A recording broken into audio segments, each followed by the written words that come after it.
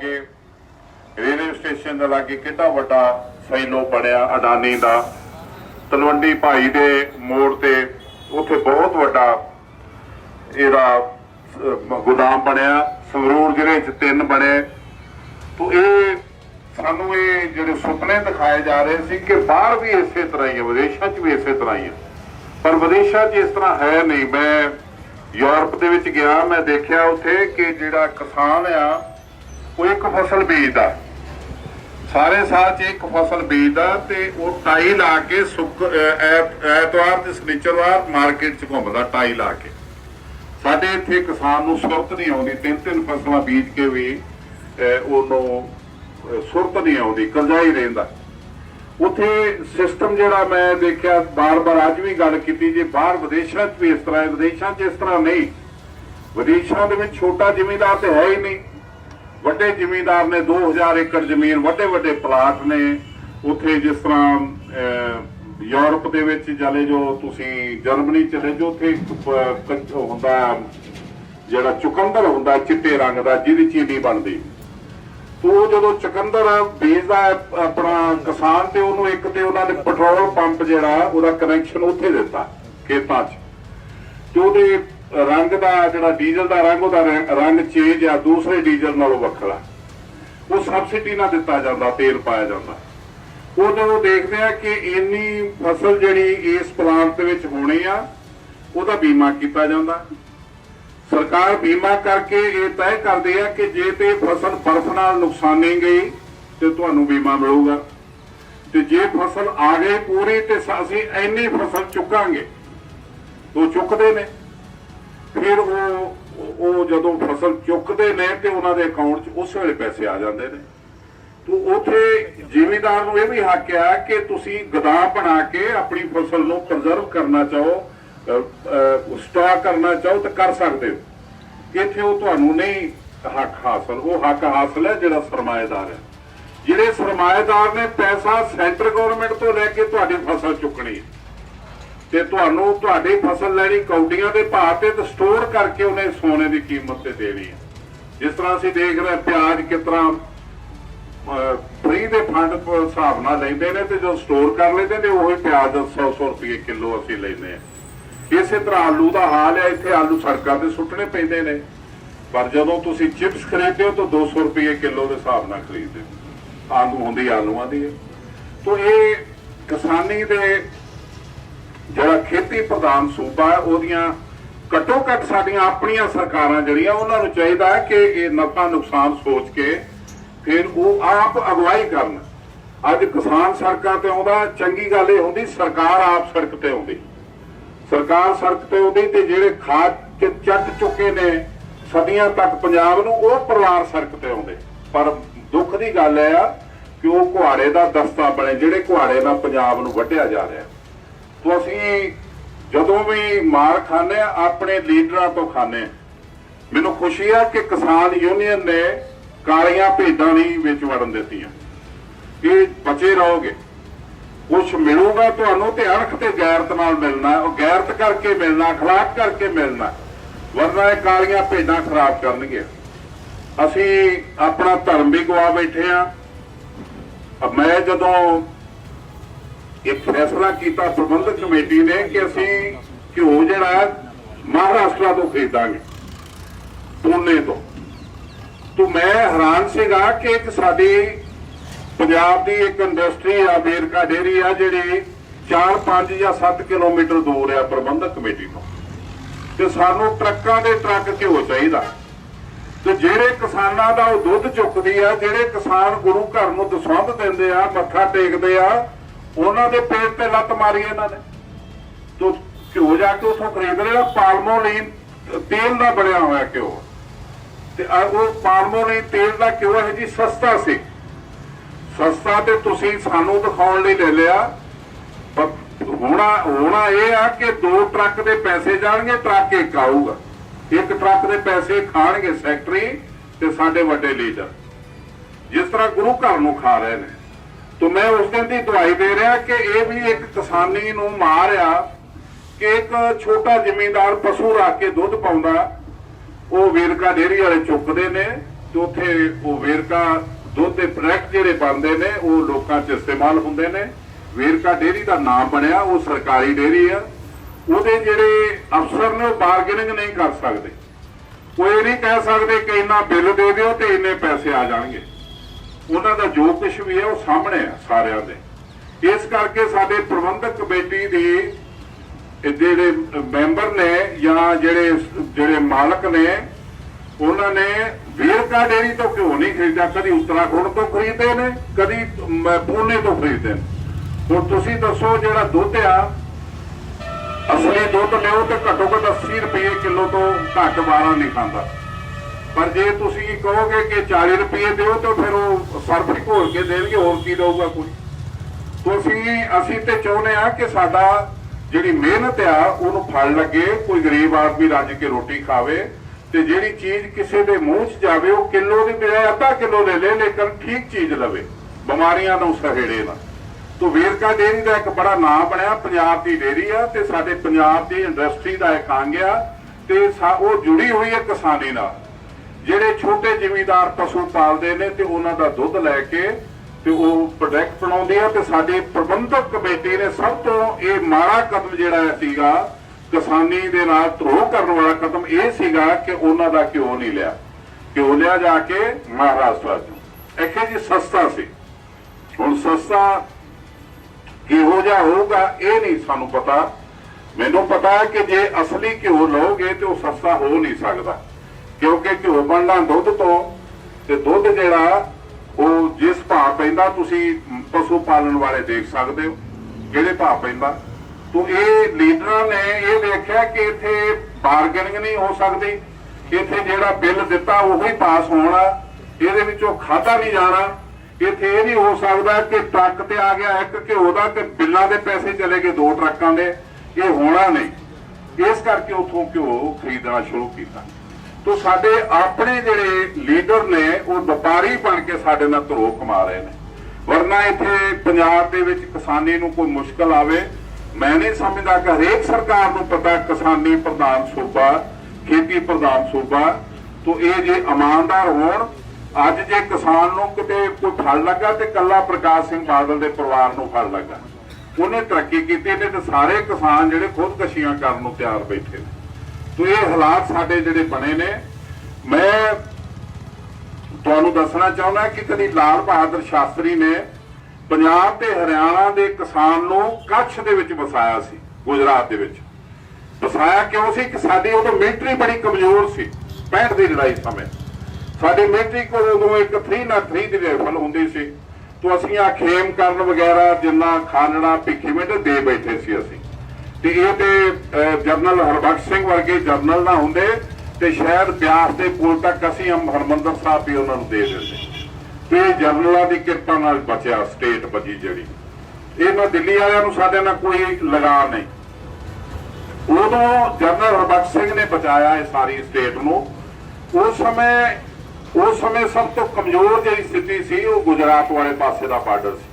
ਤੋ ਇਹ ਲਾਲ ਬਹਾਦਰ ਸ਼ਾਸਤਰੀ ਦੀ ਦੂਰ ਅੰਦੇਸ਼ੀ ਸੀ। ਉਹ ਬੜਾ, ਮੈਂ ਉਹਨੂੰ ਕਾਬਲ ਲੀਡਰ ਮੰਨਦਾ ਸੀ। ਤੇ ਗੁਰੂ ਗੋਬਿੰਦ ਸਿੰਘ ਜੀ ਨੇ ਜਿਹੜਾ ਦੇਗ ਤੇਗ ਦਾ ਨਾਅਰਾ ਦਿੱਤਾ ਸੀ, ਉਹਨੇ ਨਵਾਂ ਰੂਪ ਦੇ ਕੇ ਜੈ ਜਵਾਨ ਜੈ ਕਿਸਾਨ ਦਾ ਨਾਅਰਾ ਦਿੱਤਾ। ਜੈ ਜਵਾਨ ਜੈ ਕਿਸਾਨ ਦਾ ਨਾਅਰਾ ਲਾਲ ਬਹਾਦਰ ਸ਼ਾਸਤਰੀ ਨੇ ਦਿੱਤਾ ਸੀ। ਉਹਦਾ ਮਤਲਬ ਹੀ ਇਹੀ ਆ ਜਿਹੜਾ ਦਸਮ ਪਾਤਸ਼ਾਹ ਦਾ ਨਾਰਾ ਸੀ, ਦੇਗ ਤੇਗ ਤੇਗ ਜਗ ਮੈਂ ਦੂਰ ਚਲੇ, ਰਾਖ ਆਪ ਮੋਹਿ ਔਰ ਨਾ ਤਲੇ। ਸੱਚੇ ਪਾਤਸ਼ਾਹ ਇੱਕ ਦੇਗ ਚੱਲਦੀ ਰਹੇ, ਅੰਨ ਪ੍ਰਸ਼ਾਦਾ ਭੁੱਖੇ ਨੂੰ ਮਿਲਦਾ ਰਹੇ ਤੇ ਮਜ਼ਲੂਮਾਂ ਲਈ ਤੇਗ ਚੱਲਦੀ ਰਹੇ। ਤੇ ਜਿਹੜਾ ਜਵਾਨ ਤੇ ਕਿਸਾਨ ਦਾ ਅੱਜ ਨਾਰਾ ਸੀਗਾ ਸ਼ਾਸਤਰੀ ਨੇ ਦਿੱਤਾ, ਇਹ ਵੀ ਉਸੇ ਦਾ ਪ੍ਰਤੀਕ ਸੀ। ਤੋਂ ਉਦੋਂ ਉਹਨਾਂ ਨੇ ਹਰਿਆਣਾ ਤੇ ਪੰਜਾਬ ਦੇ ਕਿਸਾਨ ਨੂੰ ਕੱਛ ਦੇ ਵਿੱਚ ਵਸਾਇਆ ਸੀ ਐਜ਼ ਡਿਫੈਂਸ। ਆਪਣਾ ਸਵਾਰਥ ਜਿਹੜਾ ਸੀਗਾ ਸਾਡਾ ਘੱਟ ਸੀਗਾ, ਲੇਕਿਨ ਦੇਸ਼ ਦਾ ਸਵਾਰਥ ਬਹੁਤ ਵੱਡਾ ਸੀ। ਡਿਫੈਂਸ ਦੇ ਤੌਰ ਤੇ ਕਿਸਾਨ ਵਸਿਆ ਸੀ। ਅੱਜ ਉੱਥੋਂ ਕਿਸਾਨਾਂ ਦਾ ਉਜਾੜਾ ਹੋਇਆ ਤੇ ਲਗਾਤਾਰ ਉਹ ਪੀੜਤ ਦੇ ਰੂਪ ਵਿੱਚ ਵਿਚਰਦੇ ਪਏ ਨੇ। ਤੇ ਉਹ ਪ੍ਰਕਾਸ਼ ਸਿੰਘ ਬਾਦਲ ਦੀ ਕਿਰਪਾ ਨਾਲ ਇਸੇ ਤਰ੍ਹਾਂ ਕਿਸਾਨਾਂ ਦਾ ਹਾਲ ਹੋਇਆ ਉੱਤਰਾਖੰਡ ਦੇ ਵਿੱਚ, ਉੱਤਰਕਾਸ਼ੀ ਦੇ ਵਿੱਚ, ਉੱਤਰਾਖੰਡ ਦੇ ਵਿੱਚ। ਇਹਦਾ ਜਿਹੜਾ ਆਪਣਾ ਫਾਰਮ ਸੀ ਇਸ ਸਰਦਾਰ ਦਾ, ਉਹ ਵੇਚ ਆਇਆ। ਇਹਨੂੰ ਪਤਾ ਸੀ ਇਹ ਜਾਣੀ ਹੈ, ਇਹ ਦੇਣੀ ਹੈ। ਕਿਸਾਨਾਂ ਨੂੰ ਉਤਸ਼ਾਹਿਤ ਕਰਦਾ, ਅਸੀਂ ਤੁਹਾਡੇ ਨਾਲ ਆ, ਅੰਦੋਲਨ ਕਰਦੇ ਰਹੇ, ਡਾਂਗਾ ਖਾਂਦੇ ਰਹੇ ਯੂਪੀ ਪੁਲਿਸ ਦੀਆਂ।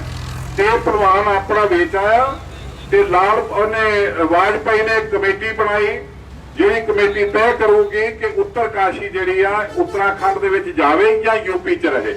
ਇਹ ਜਿਹੜਾ ਊਧਮ ਸਿੰਘ ਸ਼ਹੀਦ ਊਧਮ ਸਿੰਘ ਜ਼ਿਲ੍ਹਾ, ਉਹਦੇ ਵਿੱਚ ਇਹ ਕਮੇਟੀ ਮੈਂਬਰ ਸੀ। ਇੱਕ ਕਮੇਟੀ ਮੈਂਬਰ ਬਣਾਇਆ ਜਾਰਜ ਫਰਨਾਂਡez ਨੂੰ, ਉਹ ਇਹਦਾ ਦੋਸਤ ਬਾਦਲ ਦਾ। ਇੱਕ ਕਮੇਟੀ ਮੈਂਬਰ ਸੀ ਉਦੋਂ ਦਾ ਸੀਐਮ ਮਿਸਟਰ ਗੁਪਤਾ। ਇਹ ਤਿੰਨਾਂ ਮੈਂਬਰਾਂ ਦੇ ਆਧਾਰ ਤੇ ਕਮੇਟੀ ਬਣੀ ਤੇ ਇਹਨਾਂ ਨੇ ਸਾਈਨ ਕਰਕੇ ਉਸ ਜ਼ਿਲ੍ਹੇ ਨੂੰ ਉੱਤਰਾਖੰਡ 'ਚ ਪਾਇਆ। ਉੱਤਰਾਖੰਡ 'ਚ ਪਾਉਣ ਕਰਕੇ ਕਿਸਾਨ ਦਾ ਨੁਕਸਾਨ ਕੀ ਹੋਇਆ? ਜਿਹੜੀ ਉਹਨਾਂ ਨੇ ਮਿਹਨਤ ਕਰਕੇ ਜੰਗਲ ਵੱਢ ਕੇ 100 ਏਕੜ 200 ਏਕੜ ਜ਼ਮੀਨ ਬਣਾਈ ਸੀ, ਉਹ 4 ਏਕੜ ਜ਼ਮੀਨ ਰੱਖ ਪਾਊਗਾ ਕਿਸਾਨ, ਕਿਉਂਕਿ ਉਹ ਪਹਾੜੀ ਖੇਤਰ ਦੇ ਵਿੱਚ, ਪਹਾੜੀ ਰਾਜ ਦੇ ਵਿੱਚ ਸੀਲਿੰਗ ਲੱਗ ਜਾਂਦੀ ਹੈ। 4 ਏਕੜ ਤੋਂ ਵੱਧ ਕੋਈ ਰੱਖ ਨਹੀਂ ਸਕਦਾ। ਇਹ ਉੱਥੇ ਉਹਨਾਂ ਦਾ ਕਿਸਾਨਾਂ ਦਾ ਬੇੜਾ ਕਰਕੇ ਫਿਰ ਜਦੋਂ ਆਇਆ ਚੰਡੀਗੜ੍ਹ ਤੇ ਪ੍ਰੈਸ ਨੇ ਪੁੱਛਿਆ ਜੀ ਤੁਸੀਂ ਉੱਥੇ ਕੀ ਕਰ ਰਹੇ? ਉਹ ਕਹਿੰਦੇ ਜੀ ਮੈਂ ਹੁਣ ਦਿੱਲੀ ਜਾਊਂਗਾ, ਦਿੱਲੀ ਗੱਲ ਕਰੂੰ ਵਾਜਪਾਈ ਸਾਹਿਬ ਨਾਲ। ਉਹ ਕਹਿੰਦੇ ਵਾਜਪਾਈ ਸਾਹਿਬ ਨੇ ਜਿਹੜੀ ਕਮੇਟੀ ਬਣਾਈ ਉਦੋਂ ਤੁਸੀਂ ਮੈਂਬਰ ਤੋਂ ਤੁਸੀਂ ਸਾਈਨ ਕਰਕੇ ਉਧਰ ਸ਼ਾਮਲ ਕਰਵਾਤਾ ਤੇ ਗੱਲ ਹੁਣ ਕੀ ਕਰੋਗੇ? ਉਹ ਕਹਿੰਦਾ ਜੀ ਫਿਰ ਹੈਲੀਕਾਪਟਰ ਚੱਲਦਾ ਸੀ, ਆਵਾਜ਼ ਬੜੀ ਸੀ, ਮੈਂ ਫਿਰ ਮੈਨੂੰ ਧਿਆਨ ਨਹੀਂ ਰਿਹਾ, ਉਹ ਮੈਂ ਸਾਈਨ ਕਰਤੇ ਹੁਣ। ਇਹ ਤੇ ਸਾਡਾ ਲੀਡਰ ਆ ਤੇ ਕਿਸਾਨ ਸੜਕਾਂ ਤੇ ਨਹੀਂ ਆਉਣਗੇ ਤੇ ਕਿੱਥੇ ਜਾਣਗੇ? ਪਰ ਹਿੰਮਤ ਰੱਖੋ, ਅਕਾਲ ਪੁਰਖ ਸੱਚੇ ਵਾਹਿਗੁਰੂ ਕਰੇ, ਕਿਰਪਾ ਕਰੇ, ਤੁਹਾਡੀ ਹਿੰਮਤ, ਤੁਹਾਡੀ ਦ੍ਰਿੜਤਾ, ਆਪਣੀ ਲਾਈਨ ਦੇ ਵਿੱਚ ਰਹਿ ਕੇ ਆਪਣਾ ਸੰਘਰਸ਼ ਜਿਹੜਾ ਜਾਰੀ ਰੱਖੋ। ਪ੍ਰਮਾਤਮਾ ਦੇਖਦਾ, ਹਰੇਕ ਦੀ ਸੁਣਦਾ। ਮੈਂ ਸੈਂਟਰ ਸਰਕਾਰ ਨੂੰ ਇਹ ਰਾਏ ਦਊਂਗਾ ਕਿ ਸਟੇਟ ਨੂੰ ਸ਼ਾਂਤੀ ਨਾਲ ਰਹਿਣ ਦੇਵੇ। ਸਾਡਾ ਬਹੁਤ ਨੁਕਸਾਨ ਹੋਇਆ, ਅਸੀਂ ਜਾਨੀ ਤੇ ਮਾਲੀ ਤੇ ਅਖਲਾਕੀ ਨੁਕਸਾਨ ਬਹੁਤ ਕਰਵਾ ਚੁੱਕੇ। ਤੁਹਾਡਾ ਵਾਲ ਵਿੰਗਾ ਨਹੀਂ ਹੋਇਆ ਸੈਂਟਰ ਦਾ। ਤੋਂ ਅਸੀਂ ਜਦੋਂ ਵੀ ਜੰਗ ਹੁੰਦੇ ਆ ਤੇ ਮੈਦਾਨ ਪੰਜਾਬ ਬਣਦਾ। ਤੋਂ ਸਾਡੇ ਤੇ ਰਹਿਮ ਕਰੋ, ਸਾਨੂੰ ਘੱਟੋ ਘੱਟ ਰੋਟੀ ਖਾਣ ਜੋਗਾ ਰਹਿਣ ਦਿਓ, ਅਸੀਂ ਰੱਜ ਕੇ ਰੋਟੀ ਖਾਂਦੇ ਰਹੀਏ। ਇਹ ਪੰਜਾਬ ਦੀ ਸਟੇਟ ਜਿਹੜੀ ਆ ਇਹ ਆਪਣੇ ਕੰਮਕਾਰ ਵੱਲ, ਆਪਣੀ ਤਰੱਕੀ ਵੱਲ ਸੋਚ ਸਕੇ। ਸਾਡੇ ਬੱਚਿਆਂ ਦੀ ਹਾਲਤ ਇਹ ਅੱਜ ਕਿ 8 ਪੜ੍ਹਦੇ ਨੇ ਤੇ ਆਈਲੈਟ ਕਰਨ ਵੱਲ ਤੁਰ ਪੈਂਦੇ ਨੇ ਤੇ ਜ਼ਮੀਨਾਂ ਵੇਚਣੀਆਂ ਲਾ ਦਿੱਤੀਆਂ ਨੇ। ਜ਼ਮੀਨਾਂ ਵਿਕਦੀਆਂ ਨਹੀਂ ਅੱਜ ਕੱਲ੍ਹ, ਤੋਂ ਸਸਤੀਆਂ ਜ਼ਮੀਨਾਂ ਦੇ ਕੇ ਆਈਲੈਟ ਕਰਕੇ ਕੋਈ ਕੈਨੇਡਾ ਜਾ ਰਿਹਾ, ਕੋਈ ਅਮਰੀਕਾ ਜਾ ਰਿਹਾ। ਤੇ ਕਰੋਨਾ ਦੀ ਮਿਹਰਬਾਨੀ ਹੋਈ ਤੇ ਇਹ ਰੋਕਾ ਲੱਗਾ 7-8 ਮਹੀਨੇ ਤੋਂ, ਵਰਨਾ ਰੋਜ਼ ਦਾ ਹਜ਼ਾਰਾਂ ਦੀ ਗਿਣਤੀ ਨਾਲ ਬੱਚਾ ਪੰਜਾਬ ਦਾ ਬਾਹਰ ਜਾ ਰਿਹਾ। ਤੋਂ ਅਸੀਂ ਪੰਜਾਬ ਤੋਂ ਇੱਕ ਬੱਚਾ ਭੇਜ ਰਹੇ ਬਾਹਰ, ਫਿਰ ਉਹਦੇ ਨਾਲ ਲੜਕੀ ਜਿਹੜੀ ਆਨੰਦ ਕਾਰਜ ਕਰ ਉਹ ਵੀ ਜਾ ਰਹੀ ਆ, ਫਿਰ ਉਹਦੇ ਨਾਲ ਸੰਬੰਧਿਤ ਮਾਪੇ 10-10 ਸਾਲ ਦੇ ਵੀਡੀਓ ਉਹਨਾਂ ਦੇ ਲੱਗਦੇ ਉਹ ਵੀ ਤੁਰੇ ਜਾਂਦੇ ਨੇ, ਜ਼ਮੀਨ ਵਿਕਦੀ ਜਾ ਰਹੀ ਆ। ਤੋਂ ਸਾਡੇ ਹਾਲਾਤ ਕੀ ਹੋਣਗੇ? ਸਾਡੇ ਕੋਲ ਕੋਈ ਥਿੰਕ ਟੈਂਕ ਨਹੀਂ, ਇੱਕੋ ਥਿੰਕ ਟੈਂਕ ਆ ਇਹ ਪ੍ਰਕਾਸ਼ ਸਿੰਘ ਬਾਦਲ ਦਾ ਖੋਪੜਾ, ਉਹਨੂੰ ਤੁਸੀਂ ਦਾਨਸ਼ਵਰ ਸਮਝ ਲਓ, ਉਹੀ ਸੰਤ ਆ, ਉਹੀ ਪੋਲੀਟੀਸ਼ੀਅਨ ਆ, ਉਹੀ ਸਾਡੇ ਪੰਥ ਦਾ ਵਾਰਸ ਆ। ਸਾਡੇ ਜਿਹੜੇ ਪੰਥ ਬਣਾ ਕੇ ਗਏ ਦਸਮ ਪਾਤਸ਼ਾਹ, ਪਰਿਵਾਰ ਵਾਰ ਕੇ ਉਹ ਪੰਥੇ ਦਾ ਨੌਕਰ ਬਣਿਆ, ਘਰ ਬੁਲਾ ਕੇ ਤੇ ਜਸੈਨ ਕਰਾ ਕੇ ਰਾਮ ਰਹੀਮਾਂ ਦੀ ਸੇਵਾ 'ਚ ਲੱਗਾ। ਤੋਂ ਪੰਥ ਦੇ ਗ੍ਰੰਥ ਨੂੰ ਜਿੰਨਾ ਇਸ ਬੰਦੇ ਨੇ ਰੋਲਿਆ, ਸਾਡੇ ਪ੍ਰਾਂਤਨ ਸਿੱਖਾਂ ਦੀਆਂ ਰੂਹਾਂ ਇਹਨੂੰ ਕਦੀ ਮਾਫ ਨਹੀਂ ਕਰਨਗੀਆਂ। ਇਹਦੇ ਪਰਿਵਾਰ ਦਾ ਜੋ ਹਸ਼ਰ ਹੋਣਾ ਉਹ ਤੁਹਾਡੀਆਂ ਅੱਖਾਂ ਸਾਹਮਣੇ ਹੋਣਾ। ਤੁਸੀਂ ਦੇਖੋਗੇ ਇਸਨੇ ਪੰਥ ਨਾਲ ਕੀ ਕੀਤਾ। ਤੋਂ ਜਿਹੜੀ ਕਿਸਾਨੀ ਦਾ ਹਸ਼ਰ ਆ, ਪਾਣੀ ਲਈ ਮੋਰਚੇ ਲਾਏ ਤੇ ਇਹਨੇ ਲਾਏ, ਜਿਹਦੇ ਵਿੱਚ ਜਾਨਾਂ ਗਈਆਂ, ਜਿਹਦੇ ਵਿੱਚ ਅਕਾਲ ਤਖਤ ਢੱਠਾ, ਜਿਹਦੇ ਵਿੱਚ 84 ਸਾਨੂੰ ਸ਼ਿਕਾਰ ਖੇਡਿਆ ਗਿਆ, ਸਾਡੀ ਆਪ ਨੂੰ ਲੁੱਟੀ ਗਈ। ਤੋਂ ਪਾਣੀ ਇਹਨੇ ਪ੍ਰਵਾਨ ਨੇ ਆਪ ਹੀ ਦੇਤਾ, ਭਾਖੜਾ ਨਹਿਰ ਰਾਹੀਂ ਉੱਪਰ ਤੱਕ ਪਾਣੀ ਦੇ ਕੇ ਬੰਨੇ ਉੱਚੇ ਕਰਕੇ ਤੇ ਆ ਜਿੱਥੋਂ ਇਹ ਰਲਦੀ ਆ ਹਰਿਆਣੇ 'ਚ ਹੱਦ, ਉੱਥੋਂ ਉਹਨਾਂ ਨੇ ਪਾਰ ਪਾ ਕੇ ਤੇ ਉਹ ਸਤਲੁਜ ਯਮੁਨਾ ਨਿੱਕ ਜੀ ਪਾ ਕੇ ਤੋਂ ਪਾਣੀ ਲੈ ਲਿਆ। ਤੁਸੀਂ ਮਾਣ ਕਰਦੇ ਹੋ ਅਸੀਂ ਨਹਿਰ ਨਹੀਂ ਨਿਕਲ ਦਿੱਤੀ। ਜੇ ਕਿਤੇ ਨਹਿਰ ਨਿਕਲ ਜਾਂਦੀ ਭਾਵੇਂ ਹੋ ਸਕਦਾ ਸਿਆਸ ਖਿੱਤੇ ਦਾ ਭਲਾ ਹੋ ਜਾਂਦਾ, ਪਰ ਨਹਿਰ ਨਿਕਲੀ ਨਹੀਂ, ਪਾਣੀ ਜਾ ਰਿਹਾ। ਰਹਿ ਗਿਆ ਚੰਡੀਗੜ੍ਹ, ਜਿਹਦੇ ਲਈ ਮੈਂ 11 ਸਾਲ ਦਾ ਸੀ ਜਦੋਂ ਦਰਸ਼ਨ ਸਿੰਘ ਫੇਰੂਮਾਨ ਸ਼ਹੀਦ ਹੋਇਆ। ਉਹਨਾਂ ਦਿਨਾਂ 'ਚ ਮੈਂ ਚੰਡੀਗੜ੍ਹ ਮੈਂ ਵੀ ਆਇਆ ਸੀ ਮੋਰਚੇ 'ਚ, ਮੈਂ 11 ਸਾਲਾਂ ਦਾ, ਮੈਨੂੰ ਯਾਦ ਹੈ। ਉਦੋਂ ਖਿੜਿਆ ਫੁੱਲ ਗੁਲਾਬ ਦਾ, ਚੰਡੀਗੜ੍ਹ ਪੰਜਾਬ ਦਾ ਨਾਰੇ ਸੁਣਨ ਨੂੰ ਮਿਲੇ, ਕੰਨ ਲਾਉਣ ਨੂੰ ਮਿਲੇ। ਉਦੋਂ ਦਾ ਸਾਨੂੰ ਇਹ ਮਰਵਾਉਣ ਡਿਆ। ਤੇ ਚੰਡੀਗੜ੍ਹ ਦਾ ਭਾਵੇਂ ਮੰਡੀਕਰਨ ਬੋਰਡ ਦਾ ਮਹਿਕਮਾ ਹੋਵੇ, ਭਾਵੇਂ ਵਿਜੀਲੈਂਸ ਦਾ ਵਿਭਾਗ ਦਾ ਮਹਿਕਮਾ ਹੋਵੇ, ਐਜੂਕੇਸ਼ਨ ਦਾ ਹੋਵੇ, ਪੰਚਾਇਤ ਵਿਭਾਗ ਹੋਵੇ, ਸਾਰੇ ਸ਼ਿਫਟ ਕਰਕੇ ਚੰਡੀਗੜ੍ਹ ਦੇ ਵਿੱਚੋਂ ਤੇ ਮੋਹਾਲੀ ਚ ਲੈ ਆਂਦੇ। ਚੰਡੀਗੜ੍ਹ ਵੀ ਖਾਲੀ ਕਰਤਾ। ਚੰਡੀਗੜ੍ਹ ਦੇ ਵਿੱਚ ਇੱਕ ਲਿਖਤ ਸੀ ਕਿ ਕਦੀ ਵੀ ਇਸ ਸਿਟੀ ਦੇ ਵਿੱਚ 60% ਪੰਜਾਬੀਆਂ ਨੂੰ ਨੌਕਰੀ ਦਿੱਤੀ ਜਾਊਗੀ, 40% ਹਰਿਆਣੇ ਦੇ ਹੋਣਗੇ। ਪਰ ਅੱਜ 60% ਹਰਿਆਣੇ ਦੀ ਨੌਕਰੀ ਆ, ਪੰਜਾਬੀ ਦੀ ਨੌਕਰੀ ਖਤਮ ਹੋ ਗਈ। ਫਿਰ ਸੀਗਾ ਕਿ ਜਿਹੜਾ ਪੰਜਾਬ ਕਾਡਰ ਦਾ ਕਮਿਸ਼ਨਰ ਇੱਥੇ ਲੱਗੂਗਾ, ਅੱਜ ਸੈਂਟਰ ਦਾ ਲੱਗਾ ਹੋਇਆ। ਕਿਸੇ ਲੀਡਰ ਨੇ ਹਾਂ ਦਾ ਨਾਰਾ ਮਾਰਿਆ ਹੋਵੇ ਤੇ ਦੱਸੋ। ਕੋਈ ਲੀਡਰ ਸਾਡੀ ਕੌਮ ਨੂੰ, ਸਾਡੀ ਸਟੇਟ ਨੂੰ ਖਾ ਗਏ, ਹਜਮ ਕਰ ਗਏ। ਤੋ ਆਪਣੀਆਂ ਹਜ਼ਾਰਾਂ ਬੱਸਾਂ ਬਣਾ ਲਈਆਂ, ਵੱਡੇ ਵੱਡੇ ਰਿਜ਼ੋਰਟ ਬਣਾ ਲਏ, ਵੱਡੇ ਵੱਡੇ ਇਹਨਾਂ ਨੇ ਸੁੱਖ ਵਿਲੇ ਬਣਾ ਲਏ, ਹੋਟਲ ਬਣਾ ਲਏ, ਵੱਡੀਆਂ ਵੱਡੀਆਂ ਕਾਰ ਪਾਰਕਿੰਗ ਕੋਈ ਆਸਟ੍ਰੇਲੀਆ 'ਚ, ਕੋਈ ਅਮਰੀਕਾ 'ਚ ਬਣਾ ਲਈਆਂ ਤੇ ਲੁੱਟ ਲਿਆ ਤੇ ਨੰਗਾ ਕਰਤਾ ਪੰਜਾਬ ਨੂੰ ਤੇ ਪੰਜਾਬ ਦੀ ਕਿਸਾਨੀ ਨੂੰ ਤੇ ਗਰੀਬ ਸਿੱਖਾਂ ਨੂੰ। ਧਰਮ ਸਾਡਾ ਰਿਹਾ ਨਹੀਂ। ਤੋ ਬੜਾ ਕੁਛ ਜਿਹੜਾ ਸਾਡੇ ਕੋਲ ਇਹ ਵੇਖਣ ਤੇ ਹੰਡਾਉਣ ਵਾਲਾ। ਕਦੀ ਮੈਂ ਜਦੋਂ ਇਹ ਅੰਦੋਲਨ ਆਰਡੀਨੈਂਸ ਜਾਰੀ ਹੋਇਆ, ਮੈਂ ਉਹ ਬੜਾ ਆਪਣੇ ਭਾਸ਼ਣ 'ਚ ਕਿਹਾ ਸੀ ਕਿ ਇੱਕ ਬੰਦਾ ਸਿੰਘ ਬਹਾਦਰ ਸਾਨੂੰ ਮਿਲਿਆ ਸੀ, ਲੀਡਰ ਸਾਡੀ ਸਿੱਖ ਕੌਮ ਦਾ, ਜਿਹੜਾ ਆਇਆ ਤੇ ਇਸ ਮਕਸਦ ਲਈ ਸੀ ਕਿ ਸਾਹਿਬਜ਼ਾਦਿਆਂ ਦਾ ਵੈਰ ਲੈਣਾ। ਸਾਹਿਬਜ਼ਾਦਿਆਂ ਦਾ ਵੈਰ ਉਹਨੇ ਚੱਪੜਚਿੜੀ ਦੇ ਮੈਦਾਨ 'ਚ ਸੂਬੇ ਨੂੰ ਢਾਹ ਕੇ ਲਿਆ। ਜਦੋਂ ਸੂਬੇ ਨੂੰ ਘਸੀਟ ਕੇ ਜ਼ਖਮੀ ਹੋਏ ਨੂੰ ਸਰਹੰਦ 'ਚ ਲੱਗਿਆ ਤੇ ਇਤਿਹਾਸ ਲਿਖਦਾ, ਫਿਰ ਜੀਵਤ ਹੀ ਅਗਨੀ ਬੀਚ ਸਾਰੇ ਪਾਏ ਵਜੀਦਾ ਨੀਚ। ਵਜ਼ੀਰ ਖਾਨ ਨੀਚ ਨੂੰ ਜਿਉਂਦੇ ਨੂੰ ਸਾੜਿਆ ਬੰਦੇ ਬਹਾਦਰ ਨੇ। ਇਹ ਤਾਂ ਤਕੜਾ ਵੈਰ ਲਿਆ। ਤੇ ਜਿਹੜੇ ਤਮਾਸ਼ਬੀਨ ਸੀਗੇ ਉਹਨਾਂ ਨੂੰ ਇਤਿਹਾਸਕਾਰ ਲਿਖਦਾ, ਉੱਤੇ ਕਰ ਪਿਲਸ਼ਨ ਕੇ ਸੰਗੇ ਬਾਦ ਬਾਦ ਮਾਰੇ ਦੋ ਟੰਗੇ। ਉਹਨਾਂ ਨੂੰ ਰੱਖਾਂ ਦਾ ਲਟਕਾ ਕੇ ਬੁਰੀ ਤਰ੍ਹਾਂ ਮਾਰਿਆ। ਸੁੱਚਾਨੰਦ ਨੂੰ ਘਰੋਂ ਜਾ ਕੇ ਫੜਿਆ, ਤਾਂ ਕੋ ਪਕੜੋ ਘਰ ਤੇ ਜਾਏ, ਤੇ ਮੁਸ਼ਕਾਂ ਬੰਦੇ ਡਿੱਗ ਲਿਆਏ। ਬੰਦੇ ਤਬ ਆਨੰਦ ਕੋ ਕਰਵਾਈ ਬਹੁ ਮਾਰ, ਨਾਕ ਨਕੇਲ ਪਵਾਏ ਕੇ ਮੰਗਵਾਇਓ ਦਰ ਦਵਾਰ। ਉਹਨੂੰ ਨਕੇਲ ਪਵਾ ਕੇ ਭੀਖ ਮੰਗਾਈ ਘਰ ਘਰ ਦੇ ਵਿੱਚ, ਦਰ ਦਰ ਦੇ ਜਾ ਕੇ। ਉਹ ਬੰਦਾ ਸਿੰਘ ਬਹਾਦਰ ਜਿਸ ਨੇ ਸਰਹੰਦ ਨੂੰ ਲੁੱਟ ਕੇ ਤੇ ਰਾਜ ਕਾਇਮ ਕੀਤਾ। ਸਿੱਖ ਰਾਜ ਕਾਇਮ ਕਰਕੇ ਸਭ ਤੋਂ ਪਹਿਲਾਂ ਉਹ ਸੱਤੇ ਚੌਧਰੀ ਨੂੰ ਫੜਿਆ, ਜਿਨੇ ਸਾਹਿਬਜ਼ਾਦਿਆਂ ਦੀ ਸ਼ਹਾਦਤ ਤੋਂ ਬਾਅਦ ਜ਼ਮੀਨ ਦਿੱਤੀ ਸੀ ਮੋਹਰਾਂ ਲੈ ਕੇ, ਸੋਨੇ ਦੀਆਂ ਮੋਹਰਾਂ ਲੈ ਕੇ ਦੀਵਾਨ ਟੋਡਰ ਮਲ ਤੋਂ। ਉਹ ਸੱਤਰ ਚੌਧਰੀ ਨੂੰ, ਉਦੋਂ ਚੌਧਰੀ ਹੁੰਦੇ ਸੀਗੇ ਜਿਹੜੇ ਜ਼ਿਮੀਂਦਾਰ ਵੱਡੇ ਵੱਡੇ। ਤੁਸੀਂ ਸਾਰੇ ਮਜ਼ਹਿਰੇ ਸੀ, ਤੁਸੀਂ ਜ਼ਿਮੀਂਦਾਰ ਨਹੀਂ ਸੀ। ਉਹ ਜ਼ਿਮੀਂਦਾਰ ਹੁੰਦਾ ਸੀ ਜਿਹੜਾ ਉਹ ਗੜੀਆਂ 'ਚ ਰਹਿੰਦੇ ਸੀ, ਕਿਲੇ ਵਰਗੀਆਂ ਗੜੀਆਂ, ਜਿਵੇਂ ਚਮਕੌਰ ਦੀ ਗੜੀ ਵੀ ਜ਼ਿਮੀਂਦਾਰ ਦੀ ਹਵੇਲੀ ਸੀ। ਤੋ ਗੜੀ ਦੇ ਵਿੱਚ ਜਿਹੜਾ ਜ਼ਿਮੀਂਦਾਰ ਹੁੰਦਾ ਸੀ, ਜਦੋਂ ਬਾਹਰ ਨਿਕਲਦਾ ਸੀ ਪਾਲਕੀ 'ਚ 200 ਸਵਾਰ ਉਹਦੇ ਅੱਗੇ ਹੁੰਦਾ ਸੀ, 200 ਘੋੜ ਸਵਾਰ ਪਿੱਛੇ ਹੁੰਦਾ ਸੀ। ਉਹ ਚੌਧਰੀ ਹੁੰਦੇ ਸੀ, ਉਹ ਜ਼ਿਮੀਂਦਾਰ ਹੁੰਦੇ ਸੀ। ਉਹ ਅੱਤੇ ਚੌਧਰੀ ਨੂੰ ਇਹਨੇ ਬੰਦੇ ਬਹਾਦਰ ਨੇ ਫੜਿਆ।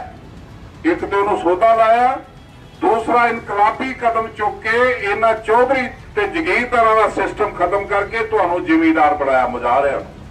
ਇਹ ਜ਼ਿਮੀਂਦਾਰ ਜੇ ਤੁਸੀਂ ਬਣੇ ਹੋ ਤਾਂ ਬਾਬਾ ਬੰਦਾ ਸਿੰਘ ਬਹਾਦਰ ਦੇ ਇਨਕਲਾਬੀ ਫੈਸਲੇ ਕਰਕੇ। ਇਹ ਕਿਸੇ ਨੇ ਬੰਦੇ ਬਹਾਦਰ ਨਾਲ ਵਫਾ ਨਹੀਂ ਕੀਤੀ, ਵਰਨਾ ਇਹ ਸੰਸਾਰ ਦੀ ਹਿਸਟਰੀ 'ਚ ਪਹਿਲਾ ਫੈਸਲਾ ਸੀ ਜਿਹੜਾ ਜ਼ਿਮੀਂਦਾਰਾਂ ਦੇ ਹੱਕ 'ਚ ਆਇਆ। ਇਹਦੋਂ ਬਾਅਦ ਫਿਰ ਫਰਾਂਸ ਨੇ ਕੀਤਾ, ਪਰ ਫਰਾਂਸ ਨੇ ਕਈ ਸਦੀਆਂ ਬਾਅਦ ਕੀਤਾ।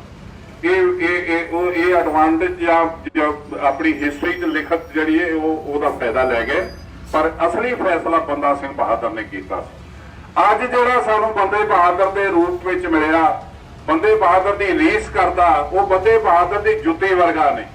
ਪਰ ਬੰਦਾ ਬਹਾਦਰ ਆ, ਬੰਦਾ ਕੌਮ ਦਾ ਬਾਦਸ਼ਾਹ। ਪਰ ਇਹ ਜਿਹੜਾ ਬਾਦਸ਼ਾਹ ਸਾਨੂੰ ਮਿਲਿਆ, ਇਹ ਤੁਹਾਨੂੰ ਮੁਜ਼ਾਹਰਿਆਂ ਤੋਂ ਜ਼ਿਮੀਂਦਾਰ ਬਣਿਆ ਨੂੰ, ਜ਼ਿਮੀਂਦਾਰਾਂ ਸਿਸਟਮ ਜਿਹੜਾ ਫੇਲ ਕਰਕੇ ਮੁਜ਼ਾਹਰਾ ਬਣਾ ਕੇ ਜਾਊਗਾ। ਜ਼ਿਮੀਂਦਾਰ ਹੋਣਗੇ ਅਡਾਨੀ ਤੇ ਅਮਾਨੀ। ਤੁਸੀਂ ਜ਼ਮੀਨਾਂ ਉਹਨਾਂ ਨੂੰ ਦੇ ਕੇ ਤੁਹਾਨੂੰ ਪਤਾ ਨਹੀਂ ਲੱਗੂਗਾ ਤੁਹਾਡੀ ਜ਼ਮੀਨ ਹੈ ਕਿੱਥੇ, 2 ਕਿੱਲੇ 3 ਕਿੱਲੇ ਕਿੱਥੇ ਲੱਭਣੇ ਨਹੀਂ। ਨਾ ਕਿਸੇ ਨੇ ਤੁਹਾਨੂੰ ਨਿਸ਼ਾਨਦੇਹੀ ਕਰਕੇ ਦੇਣੀ ਹੈ, ਕਿਉਂਕਿ ਆਰਡੀਨੈਂਸ ਦੇ ਵਿੱਚ ਤੁਹਾਡੇ ਹੱਕ 'ਚ ਅਦਾਲਤ ਹੈ ਨਹੀਂ। ਅਦਾਲਤ ਦਾ ਤੇ ਰਾਹ ਹੀ ਬੰਦ ਕਰਤਾ। ਇੱਕ ਕਲੈਕਟਰ ਤੇ ਇੱਕ ਐਸਡੀਐਮ, ਉਹ ਜੋ ਕਰਨਗੇ ਉਹ ਸਰਕਾਰ ਦੇ ਨਾਲ ਹੁੰਦੇ, ਉਹਨਾਂ ਨੇ ਕਰਨਾ।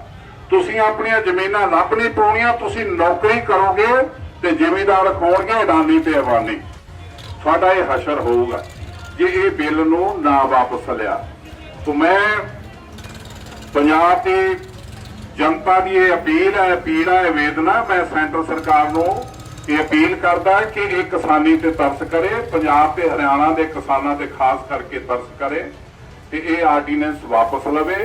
किसान जथेबंदियां दी एग्जैक्टिव जिहड़ी उहनूं मिल के उहदे नाल बैठ के ਇਹਦੇ ਵਿੱਚ ਤਰਮੀਮ ਕਰੇ ਜਾਂ ਇਸ ਨੂੰ ਵਾਪਸ ਲਵੇ ਜਾਂ ਨਵਾਂ ਬਿੱਲ ਲਿਆ ਕੇ ਗਾਰੰਟੀ ਦੇਵੇ ਕਿ ਫਸਲ ਗਵਰਨਮੈਂਟ ਚੁੱਕੂਗੀ, ਪੈਸੇ ਜ਼ਿਮੀਂਦਾਰ ਦੇ ਅਕਾਊਂਟ 'ਚ ਗਵਰਨਮੈਂਟ ਦੇ ਖਜ਼ਾਨੇ 'ਚ ਆਉਣਗੇ, ਕਿਸੇ ਜ਼ਿਮੀਂਦਾਰ ਦੇ ਜਾਂ ਕਿਸੇ ਵੱਡੇ ਵਪਾਰੀ ਦੇ ਜੇਬ 'ਚੋਂ ਨਹੀਂ ਆਉਣਗੇ। ਨਾ ਸਾਨੂੰ ਉਹਦੇ ਨਾਲ ਵਪਾਰ ਲਈ ਬਾਰਗੇਨਿੰਗ ਕਰਨੀ ਪਊਗੀ।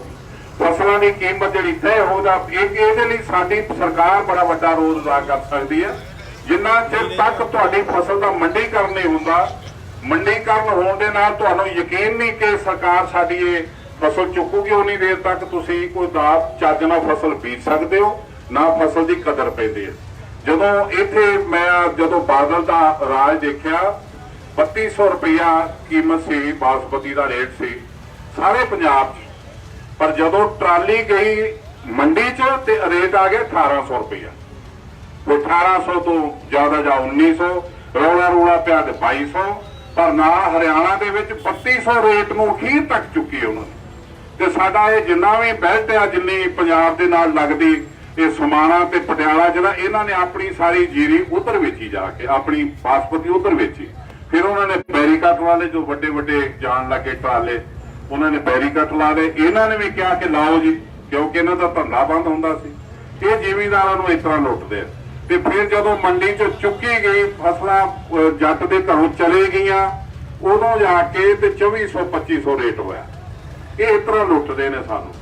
ਤੋ ਜਿਹੜਾ ਸਿਸਟਮ ਹੈ ਇਹ ਇਮਾਨਦਾਰੀ ਨਾਲ ਲਾਗੂ ਕਰਵਾ ਸਕਦੀ ਹੈ ਤੇ ਸਾਡੀ ਸਟੇਟ ਸਰਕਾਰ ਕਰਵਾ ਸਕਦੀ ਹੈ। ਤੇ ਸੈਂਟਰ ਸਰਕਾਰ ਨੂੰ ਚਾਹੀਦਾ ਕਿ ਜਿਹੜਾ ਸਿਸਟਮ ਬਣਿਆ ਹੋਇਆ, ਇੱਕੋ ਦੋ ਫਸਲਾਂ ਨੇ ਜਿਨ੍ਹਾਂ ਦੇ ਉੱਤੇ ਜ਼ਿਮੀਂਦਾਰ ਜਿਉਂਦਾ, ਕਿਤੇ ਰੋਲ ਪਿੱਟ ਕੇ ਜਦੋਂ ਚੁੱਕ ਲੈਂਦੇ ਨੇ ਤੇ 4 ਪੈਸੇ ਆ ਜਾਂਦੇ ਨੇ, ਬੁੱਤਾ ਸਰ ਜਾਂਦਾ, ਵਰਨਾ ਕੋਈ ਹਾਲਾਤ ਦੱਸਣ ਵਾਲੇ ਹੈ ਨਹੀਂ। ਅਸੀਂ ਜੋ ਕੁਝ ਸਾਡੀ ਗੁਰਬਤ ਨੇ ਸਾਨੂੰ ਜਿਸ ਤਰ੍ਹਾਂ ਘੇਰਿਆ ਪੰਜਾਬ ਨੂੰ, ਜਿਸ ਤਰ੍ਹਾਂ ਪੰਜਾਬ ਸਟੇਟ ਕਰਜ਼ਾਈ ਹੋਈ ਪਈ ਆ, ਮੈਂ ਸਮਝਦਾ ਕਿ ਨਾ ਤੇ ਇਮਾਨਦਾਰੀ ਨਾਲ ਸਰਕਾਰਾਂ ਦੇ ਵਿੱਚ ਜਿਹੜੇ ਸਿਸਟਮ ਚੱਲਦੇ ਨੇ ਤੇ ਪੈਸਾ ਆਉਂਦਾ, ਤੇ ਨਾ ਸਾਡਾ ਕਰਜ਼ਾ ਲੱਥਣਾ ਸੀ, ਤੇ ਕਰਜ਼ਾ ਦੇ ਮਰ ਜਾਣਾ ਸੈਂਟਰ ਸਰਕਾਰ ਨੂੰ, ਜਿੰਨਾ ਪੰਜਾਬ ਸਟੇਟ ਸਿਰ ਕੇ ਕਰਜ਼ਾ। ਤੇ ਜਦੋਂ ਇਮਾਨਦਾਰੀ ਹੋਈ ਤੇ ਇੱਕ ਸਾਲ 'ਚ ਸਰਕਾਰ ਆਪਣੀ ਥਾਂ ਤੇ ਆ ਸਕਦੀ ਹੈ, ਆਪਣੇ ਜਿਹੜੇ ਸਿਟੀਜ਼ਨ ਨੇ ਉਹਨਾਂ ਨੂੰ ਸੁੱਖ ਦੇ ਸਕਦੀ ਹੈ। ਸੋ ਮੈਂ ਧੰਨਵਾਦ ਕਰਦਾ ਇਹਨਾਂ ਨੌਜਵਾਨ ਵੀਰਾਂ ਦਾ ਜਿਨ੍ਹਾਂ ਨੇ ਕਿਸਾਨਾਂ ਦੇ ਹੱਕ 'ਚ ਆਵਾਜ਼ ਉਠਾ ਕੇ ਆਪਣੀ ਪਹਿਰੇਦਾਰੀ ਕੀਤੀ ਆ ਤੇ ਆਪਣੇ ਫਰਜ਼ ਅਦਾ ਕੀਤੇ ਨੇ। ਅਕਾਲ ਪੁਰਖ ਸੱਚੇ ਵੇਗੂ ਕਿਰਪਾ ਕਰੇ ਸਾਡੀ ਨੌਜਵਾਨ ਪੀੜ੍ਹੀ ਜਿਸ ਵੀ ਕਿੱਤੇ ਦੇ ਵਿੱਚ ਹੋਵੇ, ਇਹ ਔਖੇ ਸਮੇਂ ਤੁਹਾਨੂੰ ਕਦੇ ਵੀ ਤੁਸੀਂ ਢਿੱਡ ਭਰਨਾ ਹੈ ਤੇ ਕਿਸਾਨ ਦੀ ਯਾਦ ਆਉਣੀ ਆ, ਤੇ ਉਸ ਕਿਸਾਨ ਦੇ ਅੱਜ ਨਾਲ ਸਾਨੂੰ ਖੜਨਾ ਚਾਹੀਦਾ, ਕਿਉਂਕਿ ਸਾਡੀ ਜਿਹੜੀ ਜ਼ਿੰਦਗੀ ਆ ਉਹ ਕਿਸਾਨੀ ਜੁੜੀ ਹੋਈ ਆ। ਸਾਡੀ ਬਹੁਤ ਸੰਮਤੀ ਜਿਹੜੀ ਆ ਪੰਜਾਬ ਦੇ ਚੋਂ ਕਿਸਾਨੀ ਨਾਲ ਜੁੜੀ ਹੋਈ ਆ। ਜੇ ਕਿਤੇ ਅੱਜ ਵਪਾਰੀ ਆ ਤੇ ਉਹ ਵੀ ਕਿਸਾਨ ਦਾ ਜੇ ਕਿਤੇ ਢਿੱਡ ਭਰੂ ਤੇ ਉਹਦਾ ਭਰਨਾ ਜਾਂ ਉਹਨੇ ਜਿਉਂਦੇ ਰਹਿਣਾ, ਵਰਨਾ ਉਹਦਾ ਵੀ ਕੁਛ ਨਹੀਂ ਰਹਿਣਾ। ਜੇ ਕੋਈ ਅੱਜ ਮਜ਼ਦੂਰ ਆ ਤੇ ਉਹਨੇ ਵੀ ਮੰਡੀਆਂ 'ਚ ਲੇਬਰ ਕਰਕੇ ਰੋਟੀ ਖਾਣੀ ਤੇ ਬੱਚਿਆਂ ਨੂੰ ਖਵਾਉਣੀ ਆ। ਇੱਥੇ ਸਾਰਾ ਕੁਛ ਤਹਿਸ਼ ਨਹਿਸ਼ ਹੋ ਜਾਵੇ, ਉਸ ਤੋਂ ਪਹਿਲਾਂ ਸਰਕਾਰਾਂ ਨੂੰ ਚਾਹੀਦਾ ਇਸ ਪਾਸੇ ਧਿਆਨ ਦੇਣ। ਜਿਹੜੀ ਐਗਜ਼ੈਕਟਿਵ ਬਣਾ ਲਈ ਕਿਸਾਨ ਜਥੇਬੰਦੀਆਂ ਨੇ, ਸੈਂਟਰ ਸਰਕਾਰ ਨੂੰ ਬੜੀ ਸੁਹਿਰਦਤਾ ਨਾਲ ਢੀਠਤਾਈ ਛੱਡ ਕੇ, ਇਹ ਜਿੱਦ ਛੱਡ ਕੇ ਸਟੇਟਾਂ ਦੇ ਹੱਕ ਵਿੱਚ ਉਹਨਾਂ ਦੇ ਫਾਇਦੇ ਲਈ ਕੋਈ ਕੰਮ ਕਰਨੇ ਚਾਹੀਦੇ ਨੇ।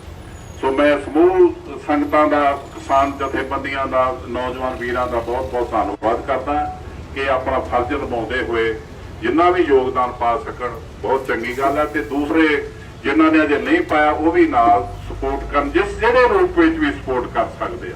ਸੋ ਭੋ ਚੁਕਲੀ ਖੇਮਾ ਜੀ, ਬਹੁਤ ਧੰਨਵਾਦ। ਵਾਹਿਗੁਰੂ ਜੀ ਕਾ ਖਾਲਸਾ, ਵਾਹਿਗੁਰੂ ਜੀ।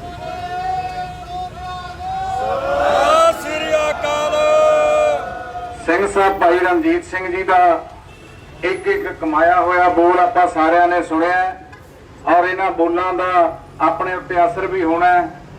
ਬਾਬਾ ਸੁਖਵਿੰਦਰ ਸਿੰਘ ਜੀ ਰਦਵਾਰਾ ਸਾਹਿਬ ਵਾਲੇ ਉਹ ਵੀ ਆਏ ਨੇ। ਮੈਂ ਬੇਨਤੀ ਕਰਾਂਗਾ, ਕਿਉਂਕਿ ਅਦਾਕਾਰ ਵੀ ਅੱਜ ਪੰਜਾਬ ਦੇ ਵਿੱਚ ਉਹੀ ਹੈ ਜਿਹੜਾ ਆਪਣੀ ਅਦਾ ਦੇ ਜ਼ਰੀਏ ਪੰਜਾਬ ਦੀ ਮਿੱਟੀ ਦੇ ਦਰਦ ਨੂੰ ਸਮਝਦਾ। ਸੋ ਦੀਪ ਸਿੱਧੂ ਦੀਆਂ ਜਿੰਨੀਆਂ ਵੀ 1-2 ਮੂਵੀਆਂ ਆਈਆਂ ਉਹਦੇ ਵਿੱਚ ਪੰਜਾਬ ਦੇ ਮਿੱਟੀ ਦੇ ਦਰਦ ਨੂੰ ਝਲਕਾ ਮਾਰਦਾ। ਦੀਪ ਸਿੱਧੂ ਜੀ ਨੂੰ ਬੇਨਤੀ ਕਰਾਂਗਾ ਕਿ ਉਹ ਸਿੰਘ ਸਾਹਿਬ ਆਏ ਆ, ਉਹਨਾਂ ਦਾ ਧੰਨਵਾਦ ਵੀ ਕਰਨਗੇ। ਦੀਪ ਸਿੱਧੂ ਜੀ ਨੂੰ ਬੇਨਤੀ ਕਰਾਂ, ਚਲੋ ਦੀਪ ਸਿੱਧੂ ਜੀ ਨੂੰ ਬੇਨਤੀ ਹੈ ਕਿ ਉਹ ਆ ਕੇ ਦੋ ਸ਼ਬਦ ਕਹਿਣਗੇ।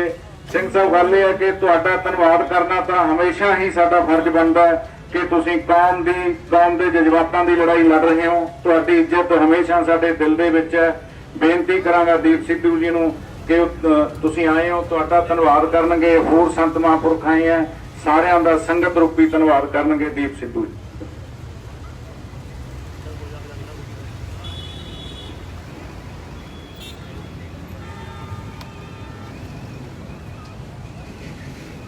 ਸਾਰੀ ਸੰਗਤ ਦੀ ਹਜ਼ੂਰੀ 'ਚ ਤੇ ਜਥੇਦਾਰ ਸਰਦਾਰ ਰਣਜੀਤ ਸਿੰਘ ਜੀ ਸਿੰਘ ਸਾਹਿਬ, ਅਸੀਂ ਤੁਹਾਨੂੰ ਜੀ ਆਇਆਂ ਕਹਿੰਦੇ ਹਾਂ ਤੇ ਫਤਿਹ ਦੀ ਸਾਂਝ ਪਾਉਂਦੇ ਹਾਂ। ਵਾਹਿਗੁਰੂ ਜੀ ਕਾ ਖਾਲਸਾ, ਵਾਹਿਗੁਰੂ ਜੀ ਕੀ ਫਤਿਹ। ਹਮੇਸ਼ਾ ਇਤਿਹਾਸ 'ਚ ਕੁਝ ਸ਼ਖਸੀਅਤਾਂ ਇਹੋ ਜਿਹੀਆਂ ਹੁੰਦੀਆਂ ਜਿਹੜੀਆਂ ਸਾਨੂੰ ਪ੍ਰੇਰਨਾ ਤੇ ਸੇਧ ਦਿੰਦੀਆਂ, ਜਿਨ੍ਹਾਂ ਤੋਂ ਅਸੀਂ ਪ੍ਰੇਰਨਾ ਤੇ ਸੇਧ ਲੈਂਦੇ ਹਾਂ। ਕੁਝ ਸ਼ਖਸੀਅਤਾਂ ਹੁੰਦੀਆਂ ਜਿਨ੍ਹਾਂ ਦੀ ਬੁੱਤ ਪ੍ਰਸਤੀ ਕੀਤੀ ਜਾਂਦੀ ਆ, ਪਰ ਇਤਿਹਾਸ ਦੀ ਸ਼ਖਸੀਅਤ ਜਿਨ੍ਹਾਂ ਨੂੰ ਮਾਣ ਸਨਮਾਨ ਦਿੱਤਾ ਜਾਂਦਾ ਹੈ, ਸਾਡੇ ਦਿਲਾਂ 'ਚ ਵਸਦੀ ਆ, ਉਹ ਹਮੇਸ਼ਾ ਪ੍ਰੇਰਨਾ ਤੇ ਸੇਧ ਦੇਊਗੀ ਸਾਨੂੰ। ਤੇ ਸਿੰਘ ਸਾਹਿਬ ਤੇ ਸਾਡੇ ਨਾਲ ਬੈਠੇ ਆ ਤੇ ਇਹੋ ਜਿਹੀਆਂ ਰੂਹਾਂ ਜਦੋਂ ਸਾਡੇ ਕੋਲੇ ਹੋਣ ਜਿਨ੍ਹਾਂ ਤੋਂ ਪ੍ਰੇਰਨਾ ਤੇ ਸੇਧ ਮਿਲਦੀ ਆ, ਅਸੀਂ ਬੜਾ ਮਾਣ ਮਹਿਸੂਸ ਕਰਦੇ ਆ। ਤੁਸੀਂ ਇੱਥੇ ਆਏ ਹੋ, ਸਾਨੂੰ ਹੌਸਲਾ ਅਫਜ਼ਾਈ ਦਿੱਤੀ ਆ, ਹੱਲਾਸ਼ੇਰੀ ਦਿੱਤੀ ਆ, ਸੋ ਬੜਾ ਮਾਣ ਮਹਿਸੂਸ ਕਰਦੇ ਆ। ਅਸੀਂ ਤੁਹਾਡੇ ਤੋਂ ਬੜਾ ਕੁਝ ਸਿੱਖਣਾ ਸਿੱਖਦੇ ਆ ਤੇ ਉਹਨਾਂ ਰਾਹਾਂ ਤੇ ਚੱਲਣ ਦੀ ਕੋਸ਼ਿਸ਼ ਵੀ ਕਰਾਂਗੇ। ਤੁਹਾਡੇ ਨਾਲ ਦੋ ਚਾਰ ਗੱਲਾਂ ਸਾਂਝੀਆਂ ਕਰਨੀਆਂ ਸੀ ਜਿਹੜੀਆਂ ਮੈਂ ਸਮਝਦਾ ਬੜੀਆਂ ਜ਼ਰੂਰੀ ਨੇ। ਪੰਜਾਬ ਜਾਂ ਕਿਸਾਨੀ, ਸਾਰੇ ਸਾਡੇ ਕਿਸਾਨ ਤੇ ਮਜ਼ਦੂਰ ਇਹ ਸਿਰਫ ਆਰਡੀਨੈਂਸਸ ਦੀ ਲੜਾਈ ਨਹੀਂ ਲੜ ਰਹੇ। ਪੰਜਾਬ ਆਜ਼ਾਦੀ ਹੋਣ ਦੀ ਲੜਾਈ ਲੜ ਰਿਹਾ।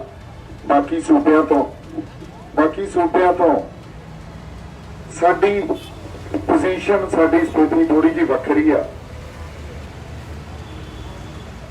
ਆਏ ਆ।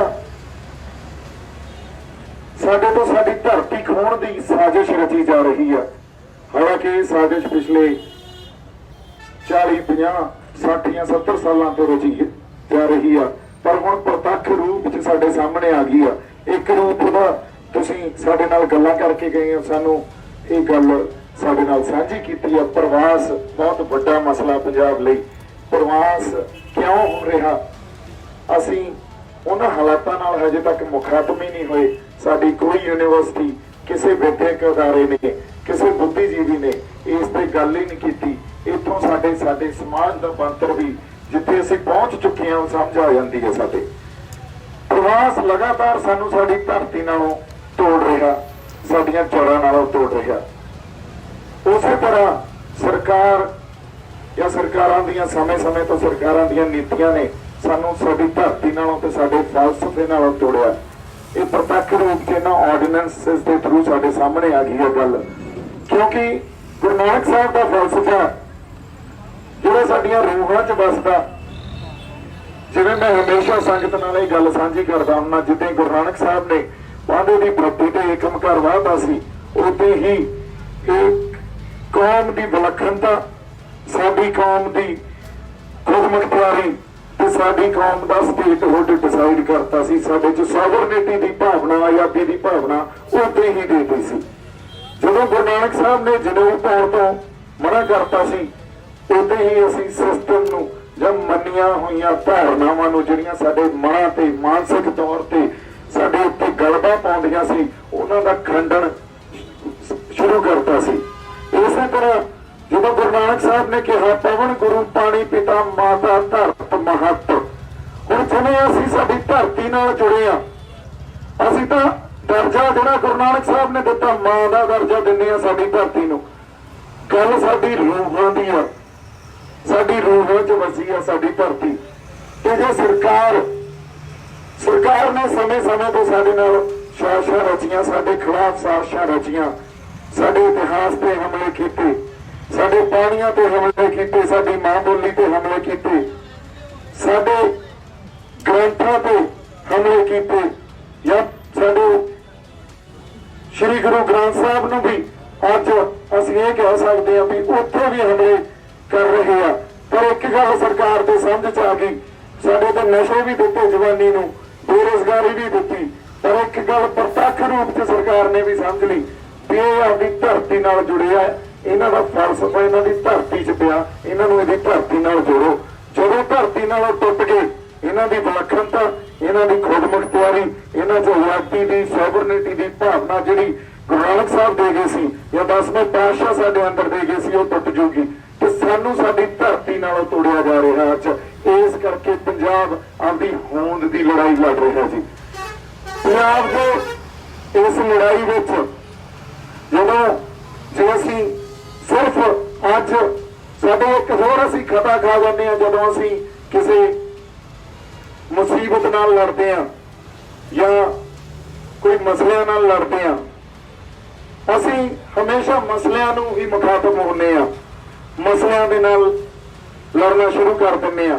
ਪਰ ਮਸਲੇ ਕਿਸੇ ਹਾਲਾਤ ਚੋਂ ਪੈਦਾ ਹੁੰਦੇ ਆ, ਕਿਸੇ ਖਾਸ ਤਰ੍ਹਾਂ ਦੇ ਹਾਲਾਤ ਦੀ ਦੇਣ ਆ ਉਹ ਮਸਲੇ। ਅਸੀਂ ਉਹਨਾਂ ਹਾਲਾਤਾਂ ਨੂੰ ਕਦੇ ਮੁਖਾਤਬ ਹੀ ਨਹੀਂ ਹੁੰਦੇ, ਉਹਨਾਂ ਦੀ ਗੱਲ ਹੀ ਨਹੀਂ ਕਰਦੇ, ਉਹਨਾਂ ਨੂੰ ਸੰਬੋਧਨ ਹੀ ਨਹੀਂ ਕਰਦੇ।